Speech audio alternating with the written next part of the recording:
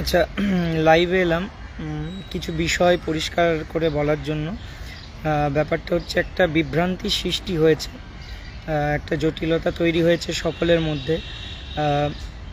এটা অনভিপ্রেত কিন্তু হয়েছে বিভিন্ন কারণে, এবং যেহেতু একটা দোলাচলের মধ্যে আছে, আর সবথেকে বড় কথা যেহেতু সবাই ডিপ্রেসড এবং টেনশনে আছি, সেই জন্য এইসব চিন্তাভাবনাগুলো আসাটা স্বাভাবিক। আর যেটা আমরা অনেক কিছু হয়তো দেখছি, জানছি, কিন্তু সমস্তটা জানতে পারছি না। সেই জায়গায় দাঁড়িয়ে হয়তো কখনো কখনো মনে হতে পারে যে একটা ভুল ধারণা জন্মাতে পারে। সেই জায়গা থেকে কিছু কথা বলার জন্য আমি লাইভে এলাম। প্রথমত দেখুন, আমাদের চাকরিটা সুপ্রিম কোর্টের রায়ে কিন্তু প্যানেলটা ক্যান্সেল হয়েছে। সেই জায়গায় দাঁড়িয়ে আমাদের পরবর্তীতে সামনে যেটা আছে সেটা রিভিউ পিটিশন, এবং তারপরে কিউরেটিভ হয়, তারপরে একটা কনস্টিটিউশনাল বেঞ্চে অ্যাপিল করা যেতে পারে। এই সমস্ত ধাপ স্টেপ বাই স্টেপ অনেক পদ্ধতি আছে। এখন যে বিষয়টা সামনে আছে সেটা হচ্ছে রিভিউ পিটিশন। তো কিছু বিষয় দেখুন, জিনিসগুলো এমন দাঁড়িয়ে যায় যে আমরা ওপেনলি বলতে পারি না। যেটা আগেও আপনারা বলতেন হয়তো যে লুকিয়ে কী লাভ হলো, সেই তো প্যানেলই ক্যান্সেল হলো, কিন্তু এখনও বলতে পারবো না। যেমন ধরুন কিছু জিনিস যে আমরা কবে রিভিউ করব, তারপরে রিভিউ করার পদ্ধতি কী হবে, বা রিভিউতে কোন কোন জিনিসগুলো বলা হবে। তো এই যে কোন কোন জিনিস বলা হবে, আলোচনা করা হবে, এগুলো ওপেন করাই যায়, এটা নিয়ে কোনো সন্দেহ নেই। কিন্তু আবার কিছু জিনিস আছে, ধরুন সুপ্রিম কোর্ট তো একটা রায় দিয়েছে, তাহলে দেখবেন বিরোধীরা বা বিরোধী উকিলরাও বলছে যে এটা করলে আমি কন্টেম্পট অফ দ্য কোর্ট করে দেবো। যেমন মুখ্যমন্ত্রী কিছু একটা বলেছিলেন, ওনার নামে একটা কন্টেম্পট অফ কোর্ট অর্ডার এসেছে। তো এরকমভাবে কিছু জিনিস আছে, সেগুলো কিন্তু মানে ওপেনলি আলোচনা করা যায় না, বা কোনো মুখ ফসকে বলাও যাবে না, তাহলে সঙ্গে সঙ্গে কন্টেম্পট অফ কোর্টের একটা অর্ডার জারি হবে।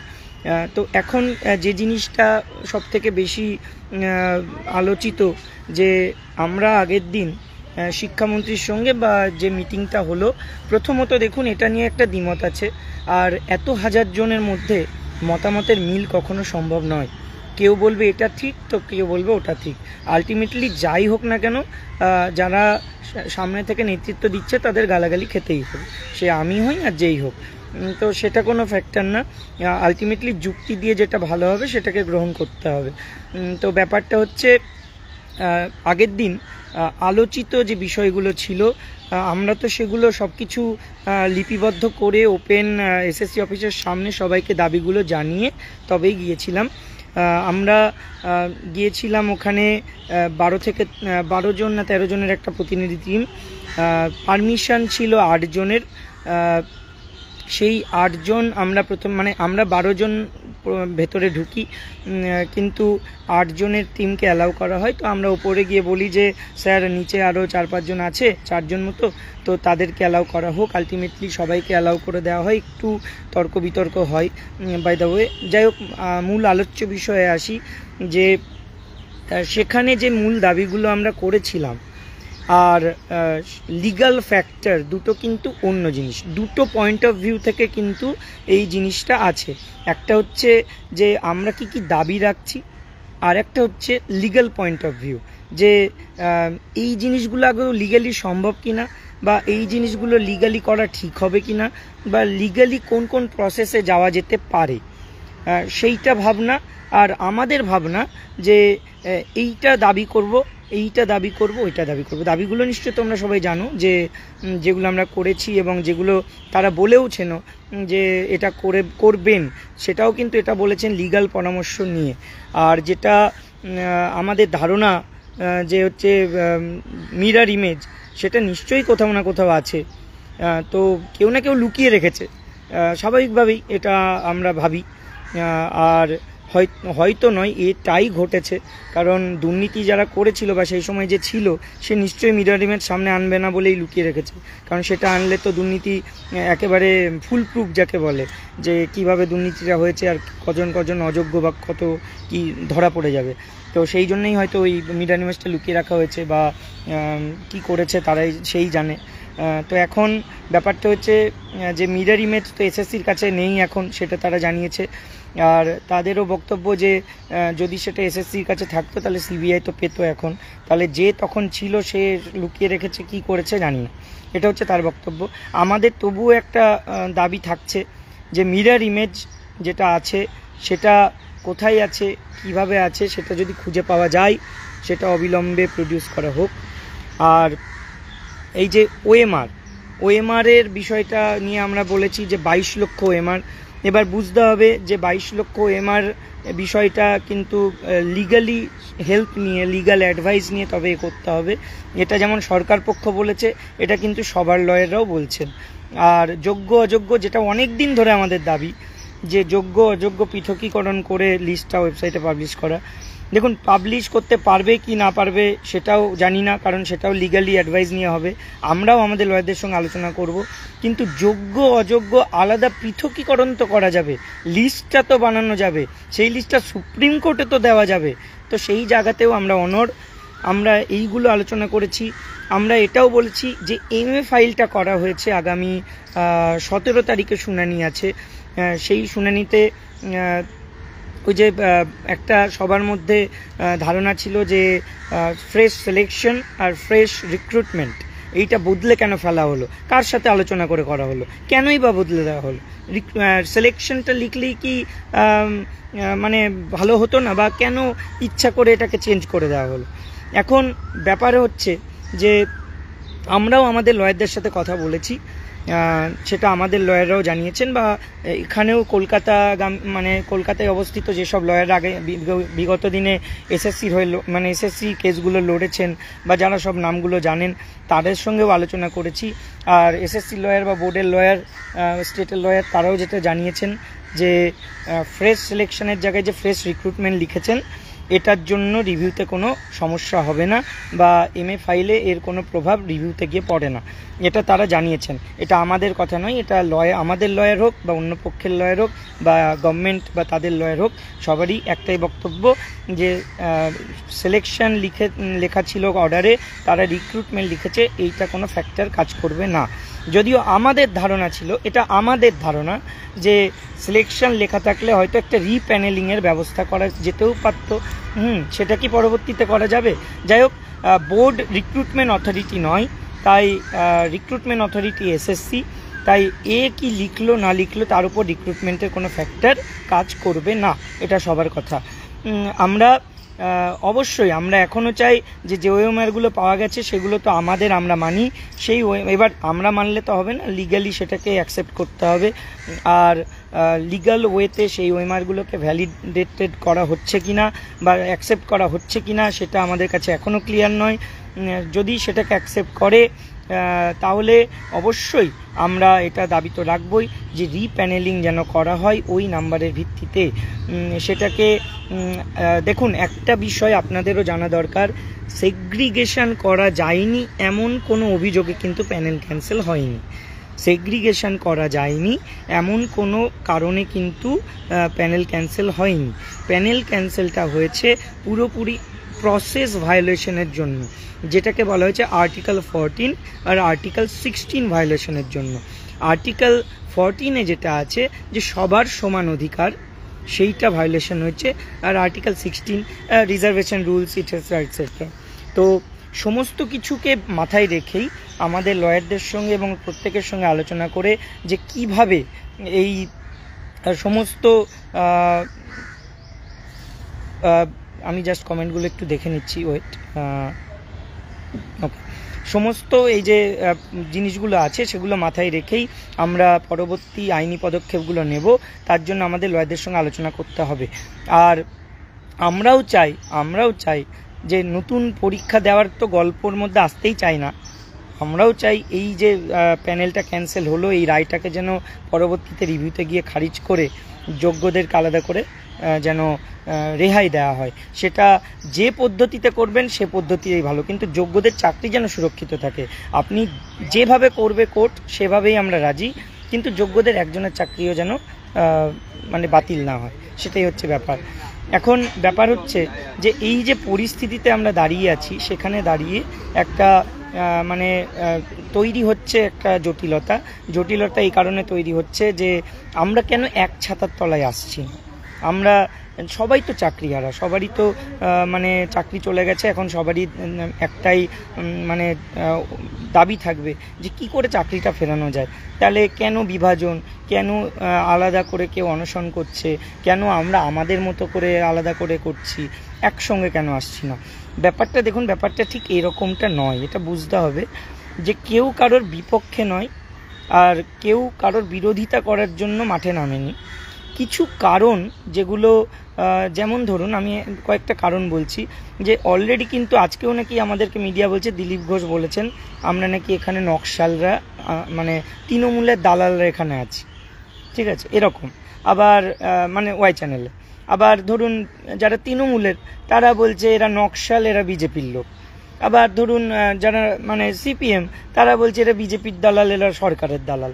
আলটিমেটলি বুঝতে হবে, আলটিমেটলি কিন্তু এরা কিন্তু সেই পথে এগোচ্ছে যেটা এরা চায়। এরা কিন্তু আলটিমেটলি পলিটিক্সটাকেই আমাদের মধ্যে ঢুকিয়ে দেওয়ার চেষ্টা করছে, অলরেডি ঢুকিয়ে দিয়েওছে। এটা আপনারা কমেন্ট দেখে বা এদের দেখে বুঝতে পারছেন নাকি জানি না, এরা কিন্তু আলটিমেটলি আমাদের মধ্যে পলিটিক্সটাকে ঢুকিয়ে দিয়েছে। আমরা চাইছি না যে পলিটিক্স কোনোভাবে আমাদের মধ্যে এসে যাক। আমরা চাই আমাদের দাবিটা, তুমি যেই হও বাবা, তুমি দুর্নীতি করেছো, তোমার যেমন বিরোধিতা করব। তুমি আমার খারাপ চেয়ে যদি প্যানেল ক্যান্সেল বারবার চাও, আমি তোমারও বিরোধিতা করব।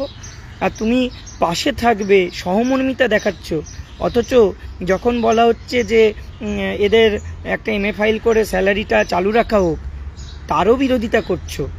আবার যখন বলা হচ্ছে মানে রিভিউ করা হবে, চেষ্টা করা হবে যোগ্যদের কিভাবে রিভিউ থেকে বাঁচিয়ে আনা যায়, তখন তোমরা বলবে যে এইভাবে হবে না, সুপ্রিম কোর্ট অর্ডার দিয়ে দিয়েছে, সবাইকে বাতিল থাকতেই হবে। এইভাবে তো হয় না। হয় তোমরা বিরোধিতা করো সামনাসামনি যে এদের চাকরি চলে যাওয়া ভালোই হয়েছে, অথবা তুমি সহমর্মিতা দেখিও না। আর যদি তুমি দেখাতেই চাও তাহলে তুমি এটাকেও সাপোর্ট করো যে কিভাবে যোগ্যদের চাকরিটা ফিরিয়ে আনা যায়। রাজ্য সরকারকেও একই বার্তা, যে রাজ্য সরকারও মুখে শুধু বলবে আমরা এটা করব ওটা করব। বিগত দিনেও দেখেছি অনেক কিছুই বলেছে, কিন্তু সব কি হয়েছে? আমরা আন্দোলন না করে আজ অবধি কিছু পেয়েছি? চাকরির পরীক্ষা থেকে শুরু করে, তার কাউন্সিলিং থেকে শুরু করে, তার জয়নিং থেকে শুরু করে, অ্যাপ্রুভাল থেকে শুরু করে, মেডিকেল টেস্ট থেকে শুরু করে সব কিছুই আন্দোলন ছাড়া হয়নি। তাই রাস্তায় আন্দোলন যেমন চালাতে হবে, তেমনি আইনি ভাষায় আইনি পদক্ষেপগুলো সঠিকভাবে নিতে হবে। আরেকটা জিনিস যে আমরা যারা এই বিভিন্ন ধরুন কেসের সাথে এত দিনে এই কেস স্টাডি করতে করতে না, আমাদের মধ্যে অনেকে আছেন যারা কিন্তু আইনি পদক্ষেপগুলো বা আইনি জটিলতাগুলো কাটানোর জন্য পরামর্শ দিতে পারে। আর আমরা আইন পড়িনি, যেগুলো জানি সেগুলো এক্সপিরিয়েন্স থেকে বা স্টাডি করে জানি। আইন নিয়ে তো আমরা পড়াশোনা করিনি, কিন্তু লয়াররা যেমন থাকবেন আর যারা কেসটাকে স্টাডি করেছেন আমাদের মতো পিটিশনাররা, তারা যেমন থাকবে, তো তাদের যা যা বক্তব্য বা যা যা বলার ভালো দিকগুলো সেগুলো এক জায়গায় বসে আলোচনা করাটা দরকার।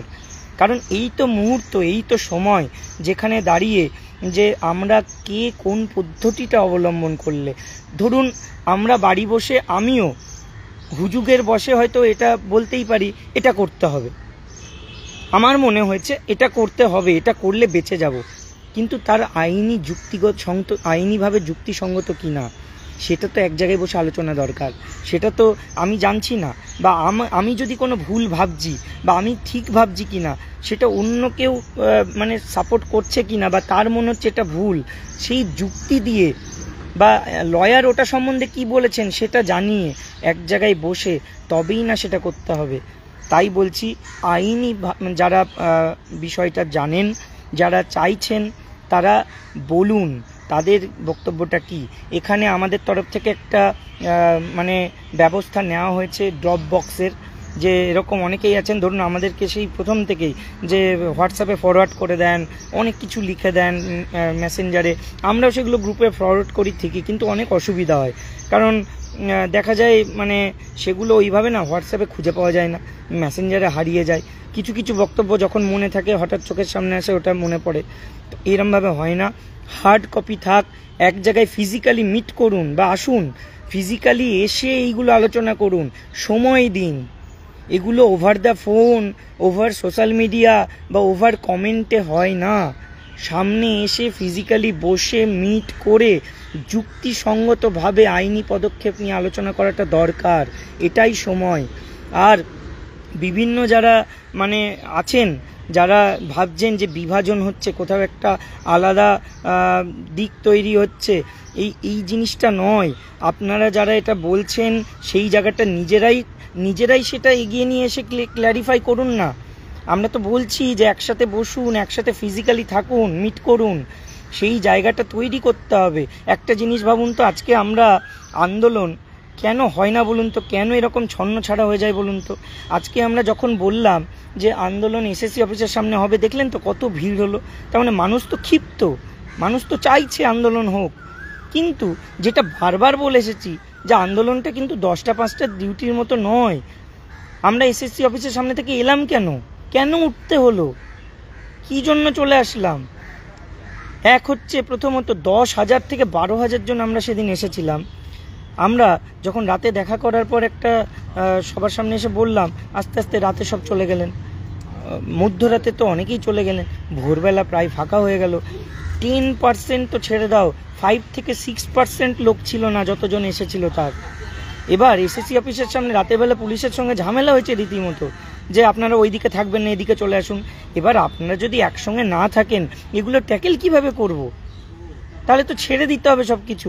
মনের মধ্যে কি আমাদের রাগ আসে না যে এত কিছু করছি, এত কষ্ট করতে হচ্ছে, কন্ট্রোল করতে হচ্ছে? ধরুন তো, মানে খারাপ কথাও তো শুনতে হচ্ছে, কিন্তু আবার অনেক কিছু মানে চেপেও রাখতে হচ্ছে, আবার মানে কন্ট্রোলও করতে হচ্ছে। অনেকটাই চাপের ব্যাপার। সবার ফোন রিসিভ করতে পারছি না, তার জন্যও গালাগালি খেতে হচ্ছে। আমার ফোন তো ধরেন না, আমি ফোন করছি। কিন্তু ভাবুন তো, এত মিসড কল, এত ফোন সম্ভব হয় না, এত মেসেজের রিপ্লাই তো কোনো মতেই সম্ভব নয়। ওই দেখবেন সিন করে রেখে দিই, আপনাদের হয়তো রাগ হয়, আমি পড়ে রেখে দিই, কারণ রিপ্লাই করাও সম্ভব হয় না অনেক সময়। যাই হোক, এগুলো অন্য ব্যাপার। আমাদের আলটিমেটলি কিন্তু কেসটাতে জিততেই হবে। এর জন্য যে জিনিসগুলো দরকার সেইগুলো করি না আমরা। হারা জেতা তো অন্যভাবে সুপ্রিম কোর্টের হাতে, হারা জেতা সুপ্রিম কোর্টের রায়ে। কিন্তু ওই হার বা জেতাটাকে যাতে মানে আমরা প্রভাবিত করতে পারি, মানে আমরা জয়ের রাস্তাটা যাতে প্রশস্ত করতে পারি, সেইটার জন্য কিন্তু আমাদেরকে একসঙ্গে বসে আলোচনা করাটা দরকার, একটা জায়গায় থেকে আলোচনা দরকার। আর দেখুন, এই যে আবার আমরা ওয়াই চ্যানেলে চলে এসেছি, কেন এসেছি এসএসসি অফিসের সামনে থেকে, এটাও ক্লিয়ার করে দেওয়া দরকার। আমরা এসএসসি অফিসে যখন দেখলাম 5 থেকে 6% লোক, পরের দিন সকালবেলা পুরো ফাঁকা গড়ের মাঠ, মানে কতজন ছিল ধরুন, মেরে কেটে 250, 300, 400 জন হবে, 400 জন 500 জন ধরুন, 500ই ধরলাম, যদি কত ছিল না। যাই হোক, তো যদি সেটাও হয়, তাহলে ওই কজন নিয়ে আমরা কি ওখানে ধর্ণা করব? ও তো পুলিশ এসে বলবে, যেদিকে বলবো সেদিকে বসো, এদিকে আসো, ওদিকে যাও। আমরা তো ওদের কথা শুনতে যাইনি। তাহলে এটা আমাদের খারাপ লাগার জায়গা নয় যে যেখানে বলা হলো অনির্দিষ্টকালীন ধরে এখানে অবস্থান হবে, সেখানে আপনারা চলে গেলেন। 1 নম্বর এটা। 2 নম্বর কারণ, একটা দীর্ঘস্থায়ী আন্দোলন করতে গেলে একটা পরিষেবাও তো দরকার হয়। যে জায়গায় আমরা আছি সেই জায়গায় এত ম্যাডামরা ছিলেন, স্যারেরাও আছেন, তো সেই জায়গায় যদি বাথরুমের ব্যবস্থা না থাকে, খাওয়া দাওয়ার ব্যবস্থা না থাকে, 1 দিন চলতে পারে, 2 দিন চলতে পারে, এটা কি দীর্ঘস্থায়ী করা সম্ভব? তাই সেই জন্য আমরা ওখানে যারা উপস্থিত ছিলেন তাদেরকে হচ্ছে সবাইকে আমরা জিজ্ঞাসা করি যে আপনাদের কি মনে হচ্ছে, এটাকে আপনারা কন্টিনিউ করতে পারবেন তো? সবাই বলে হ্যাঁ। কয়েকজন অবশ্যই বলেছিলেন যাই কষ্ট হোক, যেভাবেই হোক আমরা এখানেই থাকবো, হ্যাঁ, না খেতে পাই কি হয়েছে, কিন্তু বাথরুম না করে থাকা যায় না, বিশ্বাস করুন। যাই হোক, সেটাও ম্যানেজ করার জন্য অনেকে প্রস্তুত ছিলেন। এর জন্য অনেক দৃঢ়ভাবে কয়েকজন ছিলেন যে যা হয়ে যাক এখানেই থাকবো। কিন্তু আমাকে তো মাসটা নিয়ে ভাবতে হবে, এটা তো 10টা 50 জনের আন্দোলন নয়, থাকতে হলে 5,000 জন 10,000 জনকে থাকতে হবে, 100 জন থেকেও কিছু হবে না, এটা বুঝতে হবে। তাহলে সেখানে দাঁড়িয়ে সবাই বলল যে না, এখানে সত্যিই কন্টিনিউ করা সম্ভব না। আর যেহেতু লোকবলও কম, এই জন্য আমরা ওটাকে গান্ধী মূর্তির পাদদেশে নিয়ে আসি। এবার গান্ধী মূর্তির পাদদেশ থেকে আবার লাস্টে আমাদের ওয়াই চ্যানেলে আনতে হয়, সেটারও কারণ আছে। এক হচ্ছে আর্মি পারমিশন তো নেওয়া নেই, দ্বিতীয়ত সানসেটের পরে বসা যায় না, ওগুলোও ছেড়ে দিলাম, সেটাকেও ট্যাকেল করা যেত। কিন্তু ওখানে মানে ম্যাডামরা যেহেতু ছিলেন, জায়গাটা শুনশান, কিছুজন বললেন ওখানে পাতাখোরদের, মানে আমি জানি না এটা কারা, কিছু নাম বললেন, পাতাখোর বলে একটা কিছু মানুষ বা কিছু, তারা এখানে রাতে উৎপাত করে। ম্যাডামরা যেহেতু থাকছে, এটা মানে আশপাশের লোকজনই বললেন এটা ঠিক হবে না, সেফেস্ট প্লেস নয়। আর তারপরে আবার একটা কারণ, সেটা হচ্ছে কোর্টের অর্ডার নিয়ে ওখানে আজকে সেই ওয়েটিংরা আবার মানে বসছে। তো সেই জন্য আমরা ঠিক করি যে ঠিক আছে আমরা ওয়াই চ্যানেলেই যাই আপাতত। ওয়াই চ্যানেলে দেখুন, এটা যেমন একটা অবস্থান অবশ্যই, কিন্তু আমরা ধরে নিচ্ছি এটা একটা অফিস ঘর। আমরা অনেক পরিকল্পনা করেছি আন্দোলনের, বৃহৎ কিছু পরিকল্পনা করা হয়েছে, সেটা আজকে বিকেলে আপনাদেরকে জানানো হবে। আমরা এখনও বলবো না কি পরিকল্পনা নিয়েছি। আমরাও মানে একদম অন্তিম পর্যায়ে যেতে চলেছি, যে আন্দোলনের শেষ যে পর্যায়গুলো হয়ে থাকে আর কি, যে এরপরে চাকরি হারিয়ে গেলে তো মরা ছাড়া উপায় থাকবে না, সেই জায়গায় গিয়ে যা যা করা দরকার আমরা পুরোটাই করব। শুধু একটাই কথা বলবো যে এইভাবে নিজেদের মধ্যে না ঝামেলা করে আলাদা হবেন না। আপনি কোথায় রিভিউ করবেন, কি করবেন, এটা সম্পূর্ণ ব্যক্তিগত ব্যাপার, যেখানেই করুন, ডাজেন্ট ম্যাটার। রিভিউ করা নিয়ে কথা, আপনি মানে এরকম কখনো হয় না যে আমি বলবো আমাদের সাথেই রিভিউ করুন, ওখানে যাবেন না, এই রকম নয়। রিভিউ ব্যাপার হচ্ছে একসঙ্গে থাকা। আমরা যেমন একটা ফ্যামিলি ছিলাম 12,500 13,000-এর, এই ফ্যামিলিটা যেন থাকে, সংখ্যাটা যেন না কমে, মানে এক জায়গায় যেন থাকতে পারি। আরও যারা 6,000 আছে অন্যান্য সংগঠন বা এসএলপির, তারাও যেন একসঙ্গে থাকতে পারি, এই 19,000 জন একসঙ্গে থাকতে পারি। আমাকে স্টেপ বাই স্টেপ ভাবতে হবে, আমাদের ভাবনাটা এক, আমাদের লক্ষ্যটা এক। হ্যাঁ, হতে পারে যে রাজনীতিকে রং না রাখার জন্য বা রাজনীতিকে না ঢোকানোর জন্য অনেক সময় কিছুটা দূরত্ব তৈরি রাখতে হয়, সেই জায়গাটা আলাদা। কিন্তু দিনের শেষে কিন্তু দাবি এক, এবং আমাদের মানে লক্ষ্যটাও এক, যে আমাদেরকে এই জায়গায় ফিরতেই হবে যে করে হোক। সেই জায়গাটা মাথায় রেখে আবার বলছি, আমরা বিভিন্ন জনের সঙ্গে কথা বলছি। আপনারা অনেকেই দেখেছেন, অনেকেই মানে এটা বলেছেন ইসরারুল দার সঙ্গে দেখা করতে বা কথা বলতে। আমরা আজকে মেহবুব নিজেও আজকে 8 ঘন্টা কথা বলেছেন ইসরারুল দার সাথে। উনি সত্যিই, আমরা যেটা দেখেছি, মানে অভিজ্ঞ একজন ব্যক্তি এবং কেস সম্পর্কে যথেষ্ট ওয়াকিবহল, এবং মানে আমাদের সঙ্গে কথা হয়েছে, আমরা আলোচনা করেছি কেসটা নিয়ে, এবং পরবর্তী পদক্ষেপগুলো আমরা যেমন আলোচনা করব, আলটিমেটলি সুপ্রিম কোর্টের লয়াররাই শেষ কথা, তাদের সঙ্গেও কথা বলে, এবং আমাদের যা ধারণা বা আমাদের যা কেস সম্পর্কে জ্ঞানটুকু হয়েছে সেগুলো নিয়ে সুপ্রিম কোর্টের লয়ারদের সাথে কথা বলে আমরা পরবর্তী পদক্ষেপগুলো নেব। গভর্নমেন্টের সাথেও এটা কথা হয়েছে যে মানে আমাদের সঙ্গে লয়ারদের সঙ্গে যেন তারা বসেন, বা তাদের লয়ারদের সঙ্গে যেন রিভিউ করার আগে আমাদের সাথে আলোচনা করে তবে করেন, সেই জায়গাটাও আমরা রাখছি। আর যে কোনো মূল্যে আমাদেরকে জিততেই হবে, এই একটাই কথা।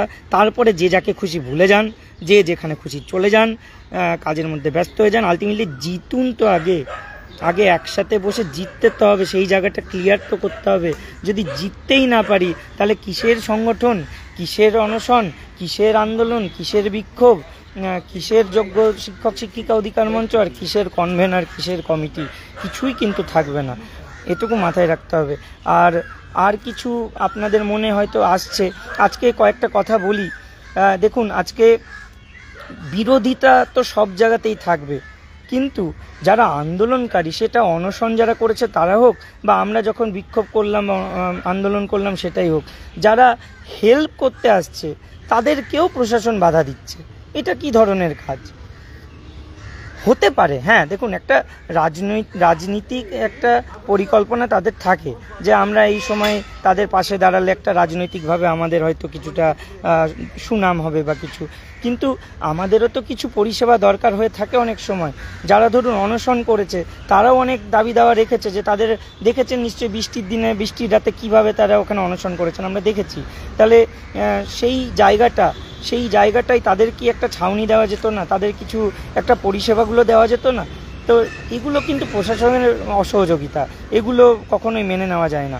সেটা আমাদের ক্ষেত্রেও বহুবার ঘটেছে, এই ওয়াই চ্যানেলেও ঘটেছে, কিন্তু জোর করে আমরা অনেক সময় সেগুলো ছিনিয়ে নিয়েছি।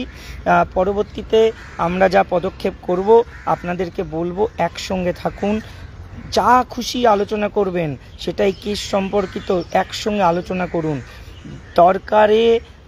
দরকারে বলবো না, আমি আবার ভুল বলছিলাম, দরকারে নয়, এটা দরকার। আপনারা একসঙ্গে এসে ফিজিক্যালি থেকে আপনাদের বক্তব্যগুলো বলুন।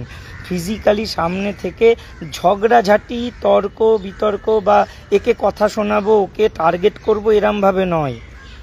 যেটা দরকার, যেটা আলোচনা করলে আমাদের ভালো হবে, যে জিনিসটা অ্যাকসেপ্ট করলে ভালো হবে, যুক্তি দিয়ে লিগ্যাল ওয়েতে আলোচনা করে সামনাসামনি বসে ওই জিনিসগুলো করা, এইটা করুন। আর সবথেকে বড় জিনিস কি বলুন তো, কিছুজন থাকবে যারা ইউনিটি ভাঙার চেষ্টা করবে, সেটা পলিটিক্যাল হোক বা অন্য কেউ হোক, এগুলো থাকে, এরকম লোকগুলো, তাদেরকে তাহলে কে মানে ট্যাকেল করবে বলুন তো?